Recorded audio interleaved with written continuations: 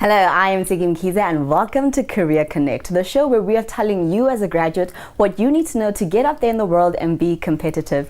In today's show, we're speaking about creating a career as a sportsman or sportswoman, or even going into the athletic space. And really, can you go that route even if your parents say you can't? I'm joined by really great guests who have awesome experience in the sporting industry. Hello, how are you? Hi, Tiki, how are you doing? Great, thanks. Thank you so much for joining me. Amy and Kaylin, could you please tell me a little bit about yourselves and the work that you do at Satori? Yeah, so Satori is basically a company that's built purely through passion for sport and a drive to help sportsmen in South Africa to achieve the best that they can on the field and off the field. It's a massive drive and passion for us to actually nurture our sportsmen in South Africa. Like I said to you earlier, was that South Africa is such a powerful sporting nation, and we need to do more for our athletes.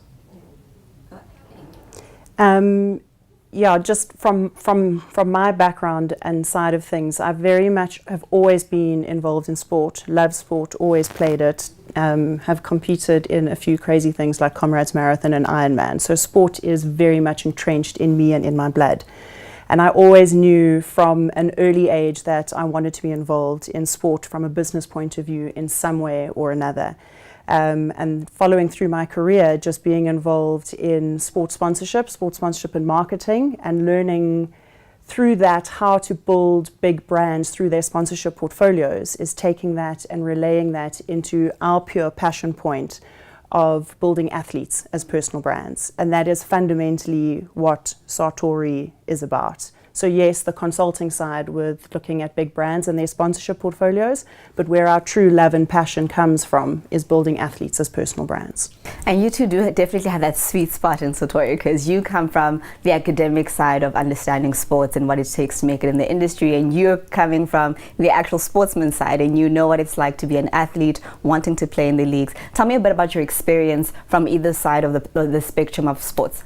Yeah, so from a sporting perspective, believe it or not, it's very taxing, mentally and physically. So the guidance that we usually get as an athlete growing up is not where it should be in this country. And I think it's important that through my experience of having the agent, and where you meet the guy once a year or once every 2 years if you're lucky, to have that ongoing support. And so basically what we do, and why it's culminated through our experiences, is to set this team around our athletes so we can grow them and educate them through our experiences. And I'm lucky enough to have partnered up with probably the most phenomenal woman in the industry. And there's nobody better than Amy at what she does in the sports marketing and sponsorship side. But you're a professional cricketer, and you retired professional cricketer. But most young people, that's where they want to go. They're in high school, they play sports. They're in varsity, they play sports. And a lot of people hope to get there, and a few actually get there. You know, is the hype of being a sportsman without a doubt as great as what we think it is? I was a professional cricketer for 10 years. Got to travel the world. I played 6 months in South Africa, 6 months in the UK, for 7 years on the bounce. And it's an incredible life. You know, everything's taken care of. It's everything that you perceive from the nice to haves, but it's a lot of hard work. Sure. It's emotional, it's tough. But if you want to go out and do it. You don't wake up with like this great talent to play sport and then that sustains you throughout your career. Especially for me, sport, yes, it's in my blood. It's part of my family. It's how I grew up. But for me, it was a lot of hard work. A lot of opportunities didn't just come easy for me. It was, going out and training harder than anybody else, and doing the extra hour in the gym or extra hour on the track running. So it's talent is there. It's said throughout the world that there's many talented people, but it's those guys that got the X factor and willing to put in the work that actually get to the next level. Yeah. But also to build on that, the difference in level of moving from an amateur sportsman to a professional sportsman. There is so much that a sportsman needs to go through to learn, to understand that it's not just talent that's going to get you there. I always like to use the example of somebody like a Roger Federer. So he has got exceptional talent, but he works hard, he trains hard, but he has a team of people around him who help him with every avenue and aspect that he's got. That Roger Federer logo that you see on his top, that wasn't just conceptualized by him alone. That's conceptualized by him and a team of people. And it's inclusive of coach, mind coaches, talent management, etc., a marketing team, his family, everybody supporting him around to make him the brand that he is. So there's a massive disconnect in this country in particular of moving from amateur to professional level, because then how do the guys that get there actually deal and actually cope with that gap? And I like that you mentioned that, because I think one person who's in university or even in high school thinking about getting involved in sports, they might think, I want to be the athlete, but you've just mentioned a number of careers that a person can actually pursue in the sporting space. From the academic side, is it really beneficial to go in and study perhaps sports psychology or sports management, or should somebody perhaps try to diversify what it is that they actually want to study and then find a different angle to get into sports? Whatever their passion point is. That's always what I believe, is follow whatever your passion point is and the rest will come from it. Just on that, in sport, there's so much that somebody can offer a sports person. So whatever you, like Aim says, are passionate about, go and do it. Because like for myself, a legal background, studying law, you'd never think, well, I never thought that, okay, what I'm going to do is become a brand builder of athletes. You know, it was, I'm going to go sit in court and litigate. But no, it's set up an incredible foundation for me, and it's opened so many doors in the sporting arena.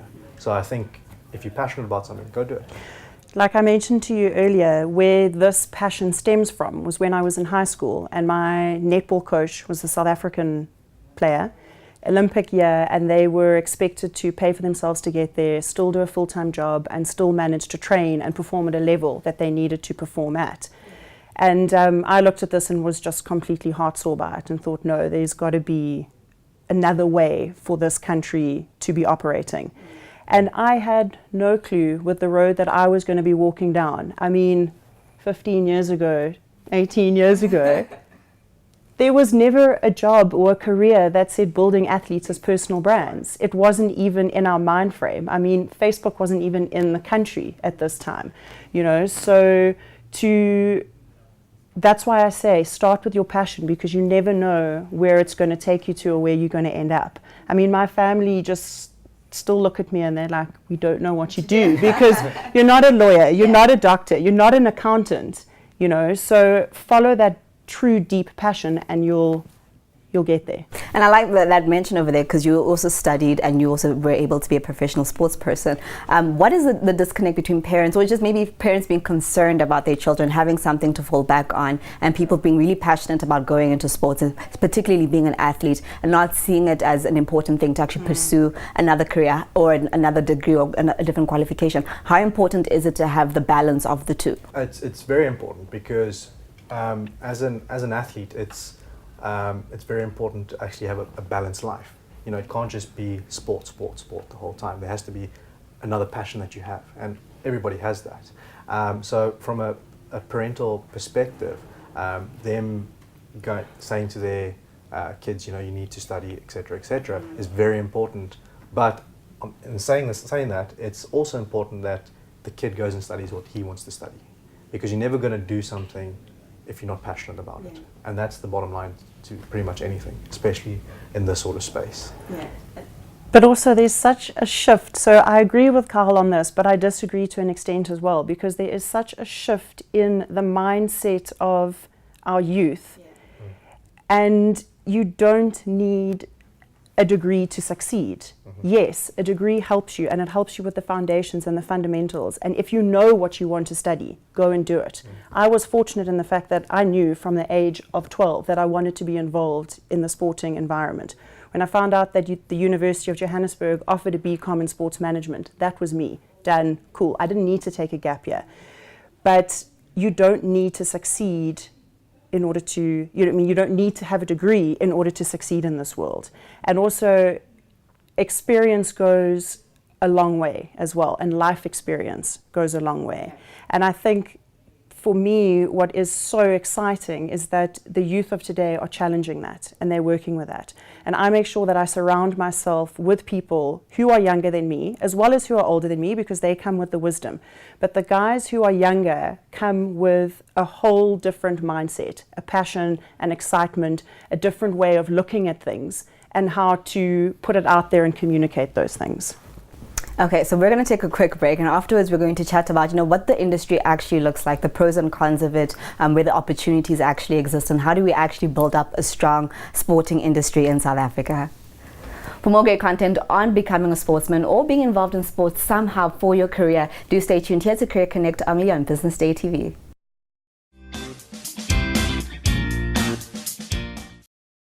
Hello and welcome back to Career Connect with me, Ntsiki Mkhize. Today we are chatting about building your career in sports, and I'm still joined by Amy and Kylan, who are the founders of Satori. So before the break we were talking about sports, being a young person studying sports, the different opportunities available for young people to get involved in sports, and really understanding the fact that the young people are rising up and they're challenging the fact that they want to do certain things and that they can be successful regardless of the kind of qualification they may or may not have. What I want to know is that, when we look at sports as South Africans, we see it as this thing that breaks down barriers, that connects communities, that gets people talking. We all see a team and we really love and support the team. But for the individual, whether it's the person going into the sporting arena or the person who's coming on as the brand manager, as a sponsor, how are those relationships set up? What does the industry actually have to offer for people coming into the industry?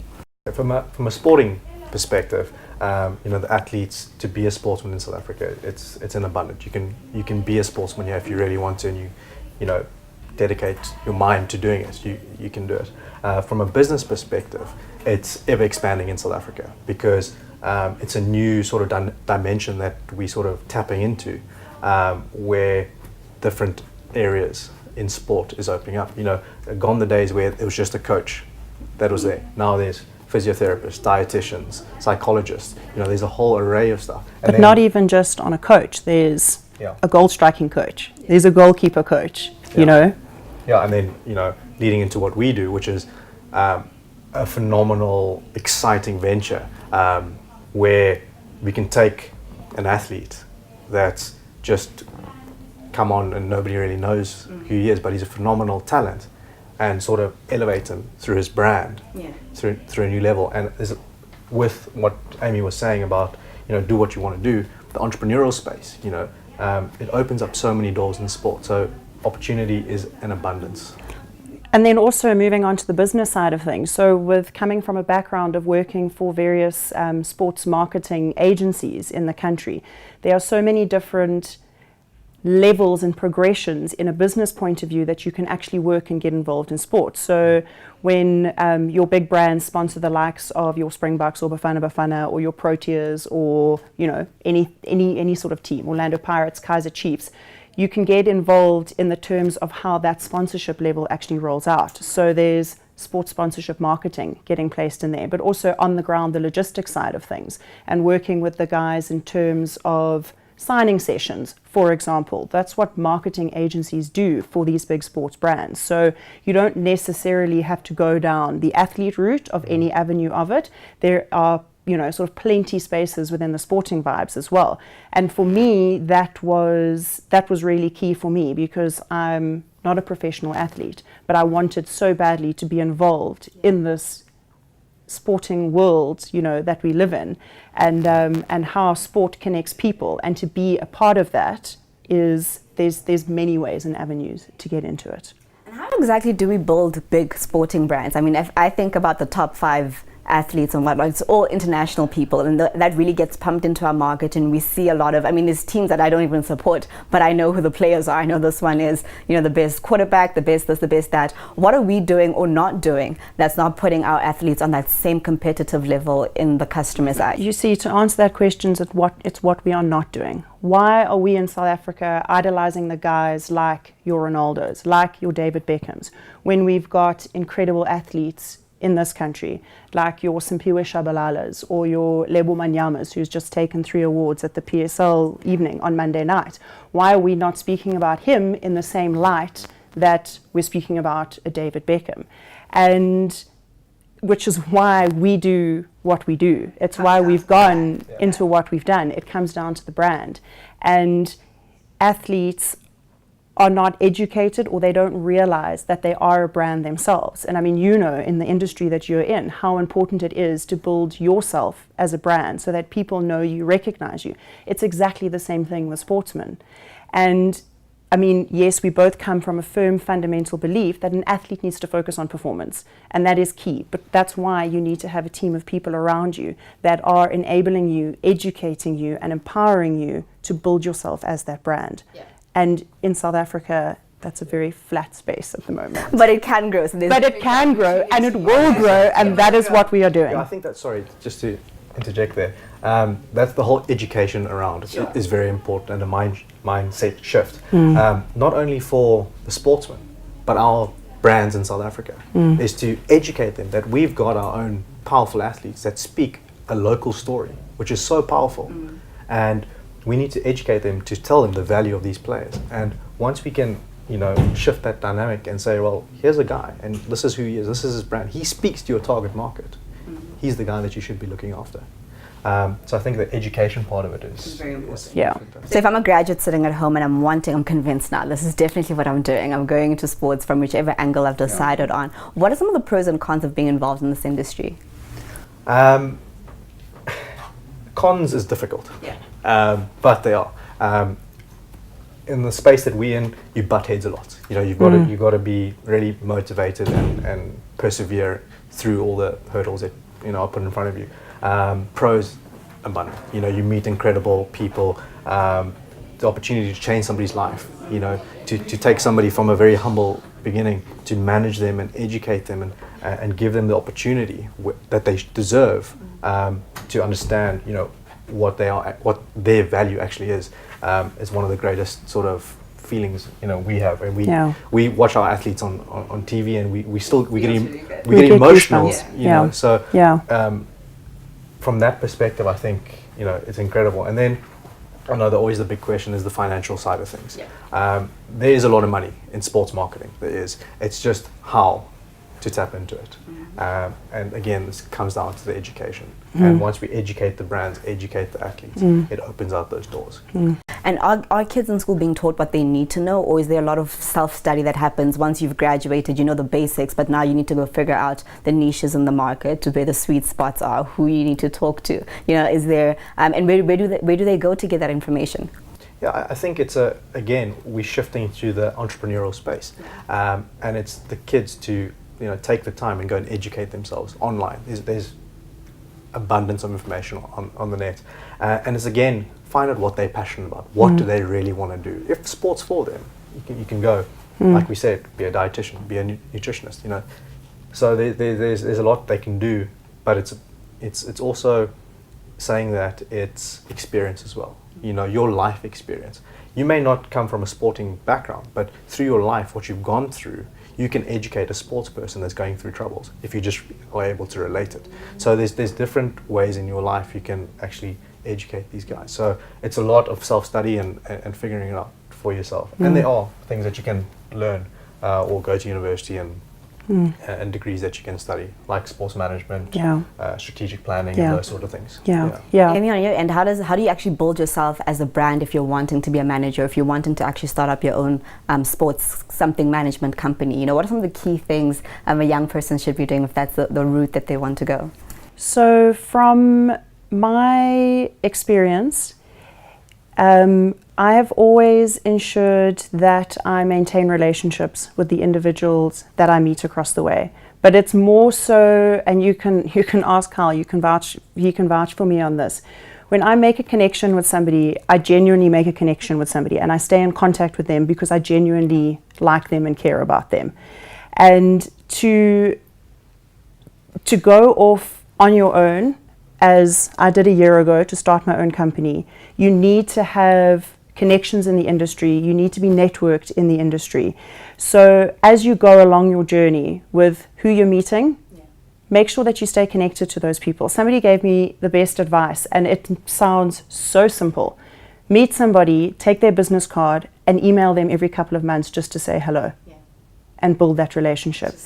And to me, that is key. And one of the things that I've always kept in my mind, and again, very simple, show up. Be present. Show and up. Definitely show up for that Yeah. moment. Quickly, how do parents support their kids wanting to go into this space, whether there's an athlete or from any other angle, as a sports manager, as a dietitian, and so forth? What kind of support do you need to be successful in the industry?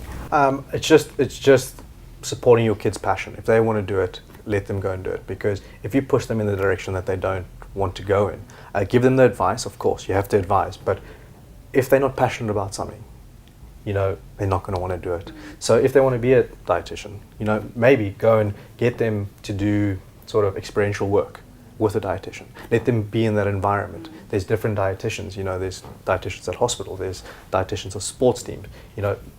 Research and find out where their kid will fit in. So I think, from a parent's perspective, there's a lot of research they can do as well to support their kids. Yeah, I was going to say that's key. It's research from that point of view as to who, how, and what, basically. And how do brands or graduates watching, if they want to get in contact with you at Sartori, where do they go? How do they find you? Where do they follow you on social media?